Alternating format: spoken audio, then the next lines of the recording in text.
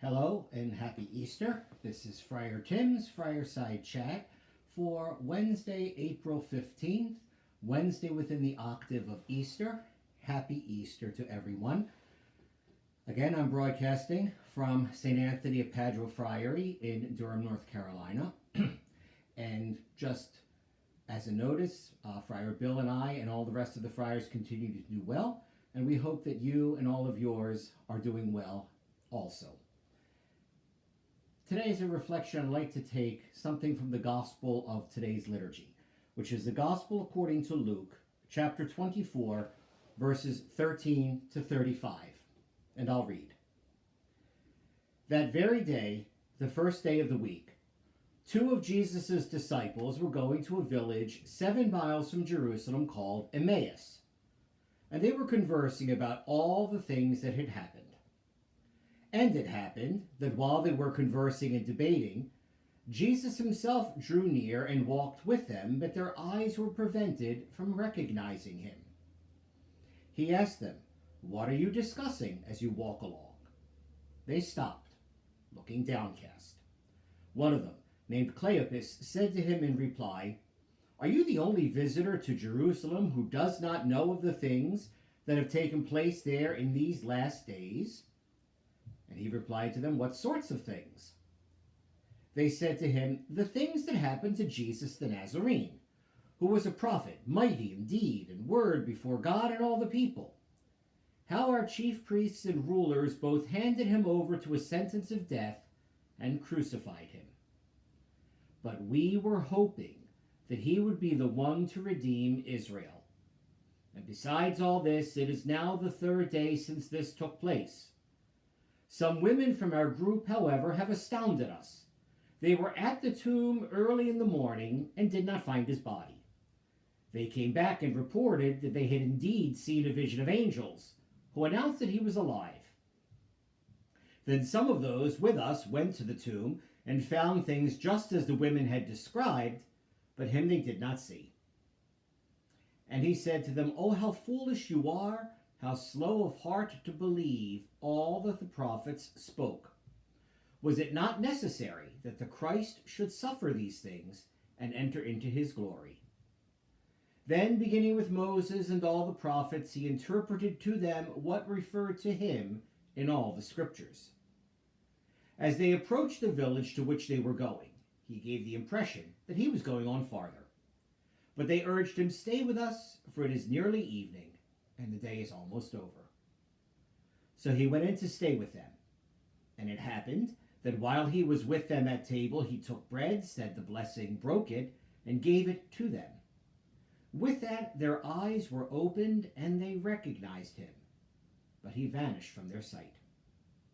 Then they said to each other, "Were not our hearts burning within us while he spoke to us on the way and opened the scriptures to us?"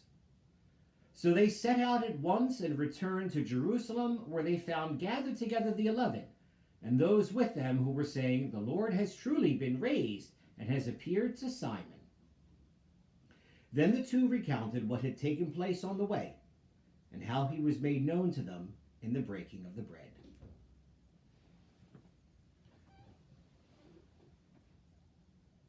It seems many times that this gospel passage, we as Catholics simply refer immediately to the whole question of Eucharist, and that how they recognized him in the breaking of the bread. And that certainly is one of the principal teachings behind this. But I'd like to point out 3 others, perhaps for our reflection in these particular days of COVID-19 crisis. The first one is that Jesus, resurrected, alive, present, continues to walk with us. Again, the disciples, Cleopas and the unnamed disciple, and in our prayerful imagination, we could always imagine ourselves within that scene, but Cleopas and the unnamed disciple failed to recognize Jesus, and theologians would point out it is probably because his resurrected body, while still being a resurrected body, was still somehow changed and different in a way that he was not immediately recognizable to those who knew him. Nonetheless, Jesus walked with them.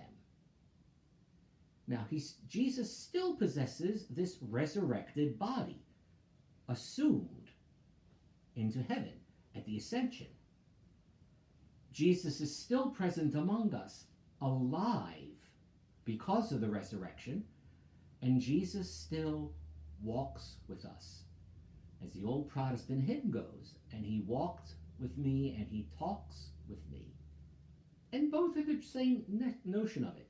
So wherever we happen to find ourselves, worry, anxiety, joy, happiness, Jesus does walk with us. But it does require a certain level of faith and belief to sense and see him present there.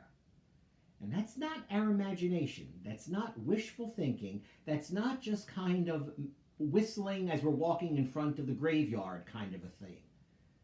If our faith truly tells us that Jesus is alive, then Jesus is alive. And he does walk with us in ways that we don't easily always recognize. But still, he is there. As the hymn goes, we walk by faith and not by sight. We walk with Jesus, though we do not automatically recognize him. Second point. It's that phrasing, we were hoping. We were hoping. And our hopes were dashed. Our hopes did not get fulfilled in the way in which we wanted. All of us at the moment, I think, have hopes and dreams that are not happening.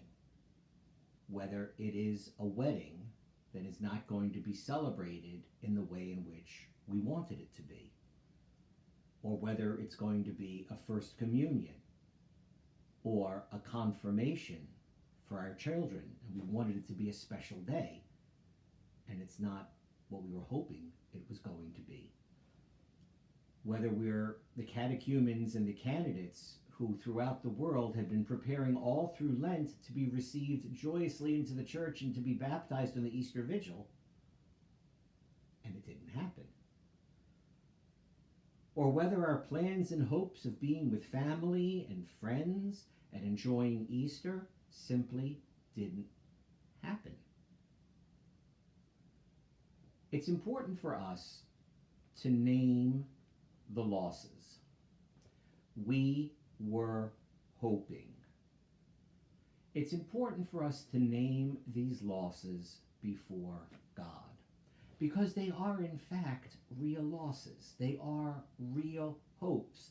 They are real desires. We were hoping. And a God who is compassionate, and Jesus certainly throughout his ministry, certainly in the Gospel of Luke, is deeply concerned with the sufferings and the hurts of his people. How often in the Gospel of Luke does Luke use the phrase that he was agitated deep in his inside, feeling with compassion for the suffering of his people? So certainly we should let Jesus know what we were hoping for, what we've lost, what we don't have that we were hoping to have. And it's not that Jesus will magically give it to us. Perhaps he will. But what he will do is reframe it for us in such a way that we can see through the eyes of the Scriptures somehow that God's mysterious plan and will, which might not have been ours, is still somehow being fulfilled if we only have the eyes to see it, and the ears to hear it, and the sense to touch it and recognize it. So verbalizing to God, verbalizing to Jesus all of the things for which we were hoping and haven't come to pass. The third point. It's very instructive that Cleopas and the other unnamed disciple, that there is a community present there.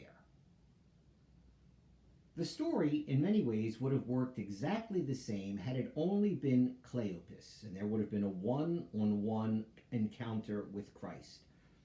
Much of the story would have done exactly the same. But by Luke putting in a second unnamed disciple, Luke gives us the intimation of the importance of church and of the importance of human relationships. So, take the risk as Cleopas and the unnamed disciple in the story, as they recounted to Jesus all of the things for which they were hoping and were deluded because did not come to pass. Say those things to someone else of flesh and blood.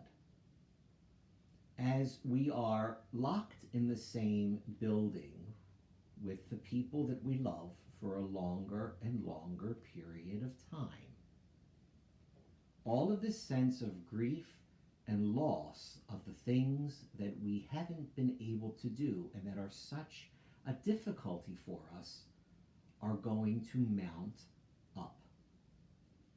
And unless we simply air them out and say, I was hoping that this was going to be, I was looking forward to this, I was extremely happy that we were going to be able to do this, etc., etc., etc.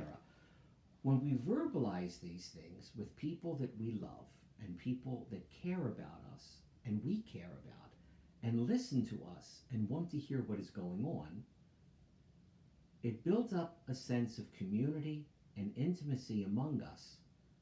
And it also diffuses all of that negativity and the feeling of loss and grief, which very commonly can turn into anger and irritation.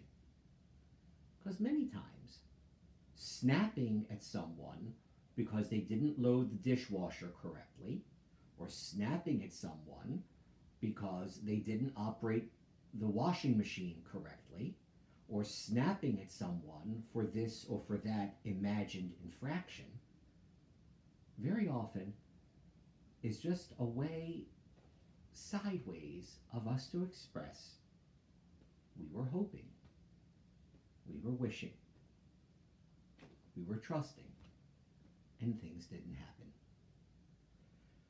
So, as we continue on with our, in some ways, enforced Lent of fasting and abstinence from a lot of the normal activities of our life, nonetheless, we claim the presence of the risen Lord here among us.